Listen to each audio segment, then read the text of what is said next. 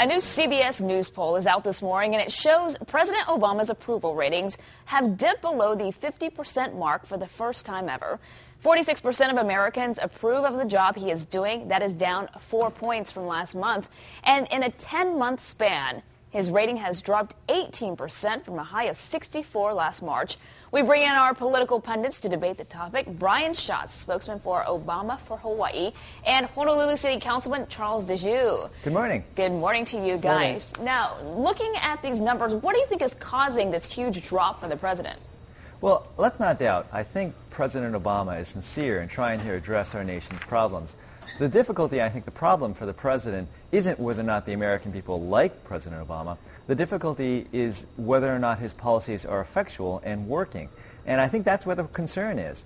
The American people are looking at some of the policies instituted by the Obama administration, such as the $800 billion stimulus. And there was a report yesterday in the Associated Press that this $800 billion has had, quote, no discernible effect on unemployment. And I think because we haven't seen much change in the problems we're having going on with the economy, not only with the ineffectiveness of the stimulus, but also things such as the cash for clunkers deal, which has not saved the American auto industry, there's a lot of legitimate deep-seated concern amongst the American people of what the Obama administration is doing.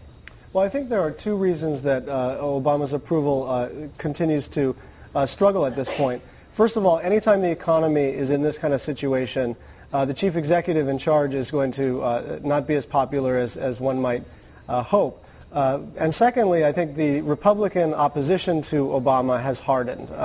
When he was inaugurated, you had as much as 35% of Republicans thinking favorably of him. I think they've done a good job of solidifying their opposition to him. But on the stimulus, Charles, I just want to point out, I think you're right. It has not resulted in improved unemployment numbers. We're hopeful that in the next quarter we'll see some progress.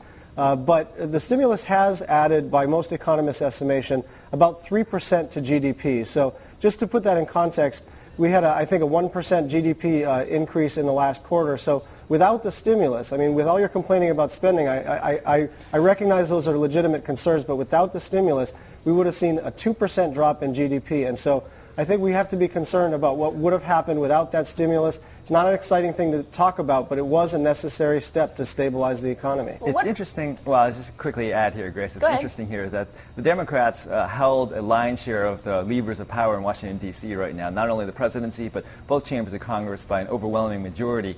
And for Brian to say here that the problem with the president is that the Republicans are doing something, I think it's stretching it a bit. But I think what we need more of is we need to work more cooperatively together in Washington, D.C. We've had far too many hyper-partisan debates. I think the concern that the president really should have is not just the fact that he's losing Republican support, but also he's losing a lot of support amongst independents. That CBS poll that you're showing reflects that independents now have also raising their concerns, and more independents are disapproving of the president's job than approving of it.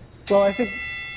Go ahead, Brian. Just make a final comment, Brian. Go ahead. Well, I do think that what we're going to see over the next quarter is increased improvement in the unemployment front. We're going to see health care passed.